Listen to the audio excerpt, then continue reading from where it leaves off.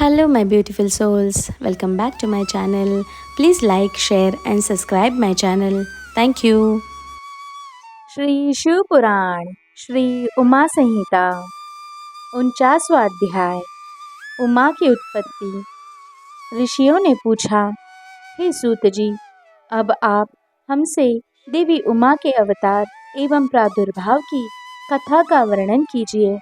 तब ऋषियों के प्रश्न का उत्तर देते हुए सूत जी बोले, एक बार की बात है, देवताओं की युद्ध में विजयी होकर देवताओं को बहुत घमंड हो गया और वे अपनी बहादुरी की बहुत प्रशंसा करने लगे। तभी एक कूप के रूप में तेज प्रकट हो गया। उस तेज को एकाएक देखकर देवता घबरा गए।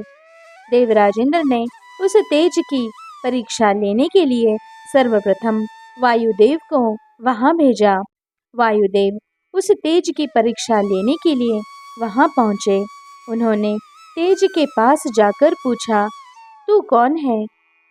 तब तेज ने भी यही प्रश्न वायु से किया। वायुदेव ने अहंकार से कहा, मैं इस जगत का प्राण हूँ, मेरे द्वारा ही यह जगत चल रहा है।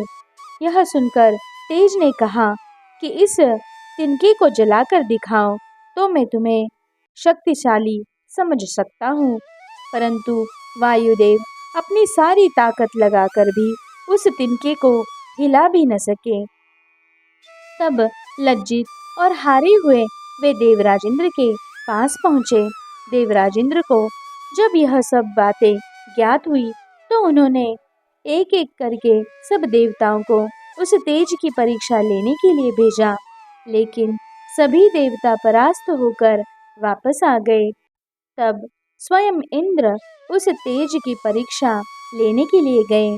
जैसे ही इंद्र उस स्थान पर पहुंचे, वह तेज अंतर्धान हो गया। यह देखकर देवेंद्र आश्चर्यचकित रह गए। तब उस तेज को दिव्य और शक्तिशाली जानकर मन ही मन इंद्र उनकी स्तुति करने लगे। वे बोले, मैं आपकी शरण में आया हूँ, कृपा कर मुझे दर्शन दो। चैत्र मास के शुक्ल पक्ष की नवमी के मध्याह्न का समय देवी उमा ने प्रकट होकर देवराज इंद्र को दर्शन दिए।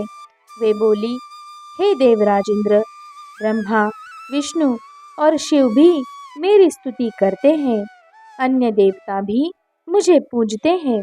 मैं परब्रह्म प्रणव स्वरूप देवी हूँ। मेरी ही कृपा से तुम्हें विजयश्री प्राप्त हुई है। इसीलिए अपने अभिमान और घमंड को त्याग कर मेरा स्मरण करो। यह कहकर देवी शांत हो गई। यह सुनकर देवताओं ने देवी उमा की स्तुति करनी आरंभ कर दी। देवता बोले, हे महामाया, हे जगदम्बा, आप हमें क्षमा करें। हम दोनों हाथ जोड़कर आपकी शरण में आए हैं।